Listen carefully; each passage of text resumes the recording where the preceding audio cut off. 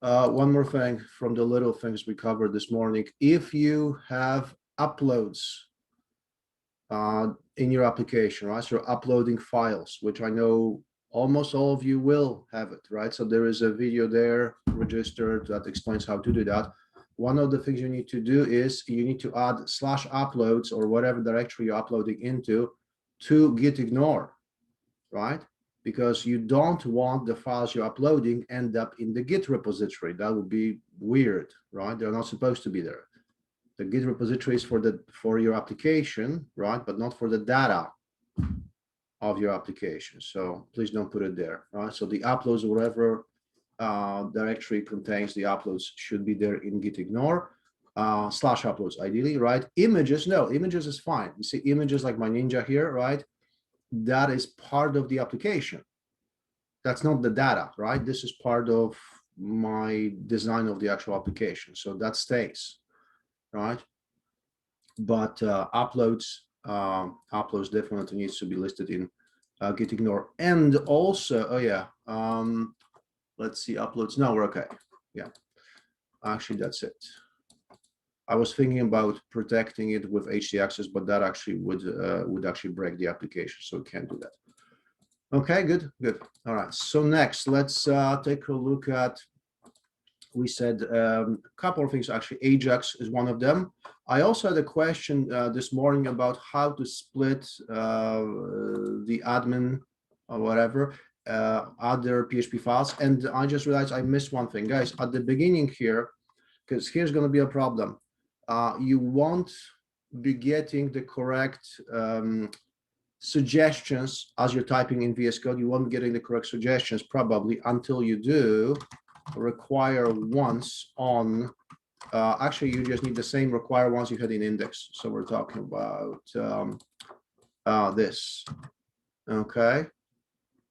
This, you put that into index, right? And I also had, I remember there was a group that did it, and that was actually a really nice thing to do. They created something called init, which was, because there's another problem. For example, look at the log or app, right?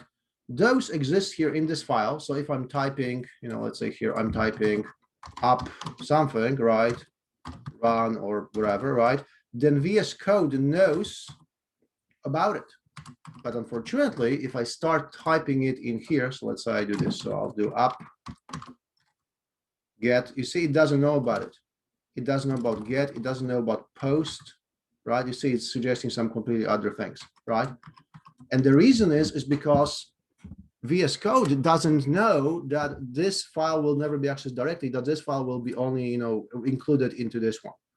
So if we want to be able to edit things more comfortably, then the solution is a little strange at first, but it's actually not terrible at all. Let's create another file. Let's call it init PHP. And what I'm going to do here, I will put all the initialization code inside there. So I will do my everything from here until the first URL handler. So all until session get clear admin. There we go, right here. That's it. So all of that, I'm going to cut it. I'm going to move it to init. Okay, this sounds brutal, but that's exactly what we need to do, right? Put it into init, and then in here, PHP, and I'm missing the require once, of course. I am. I'll put it there as well. Session start node, that needs to be done once only. All right, so now, so in here, if you still need to make some changes, you can do that, right? And then in index PHP, what you'll do is you'll do require once init PHP, right? And that should hopefully work the same way it did before. Let me just show you. If I go, let's say here, right? Did I break it? Okay, it still works, right? You see, I just refreshed it. I can create a new option. So it still works the same way it did. But here's the interesting thing. So what I can do now is I can actually do require once in all the other files as well. So here, for example, I could do require once init PHP. Actually, yeah, that's where it will go. And look what happens. Now I type app post, See, it knows about it. And it actually knows, look, it knows it's slim up post. You see that? Why?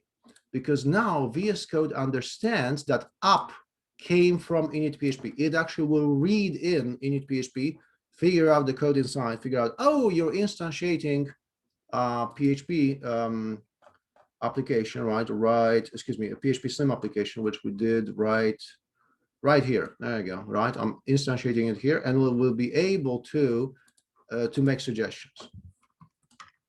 Okay, so that's how you do it ideally.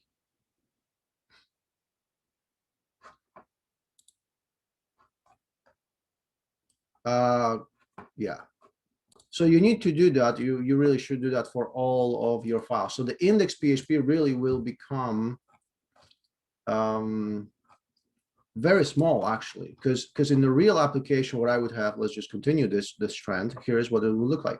So here I have my, let's say I'm managing auctions here. So also, you know, auctions, let's call it PHP. So here I'll have everything related to auctions. No problem. So I'll start with that, right? That's my auctions. And then all the stuff related to auctions, which includes the index in this case, actually, I'll just move in there. Okay, I don't touch the uprod, it has to stay here. So then I move this one to auctions. Okay, there you go, save it, right? And then in the index, I'll just add require once auctions PHP. There you go. That's it.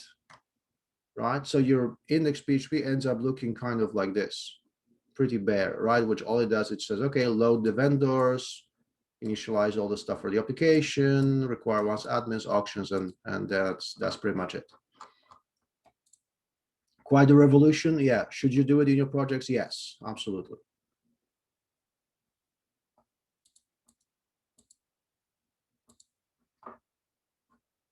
Let's now take a look. Hold on.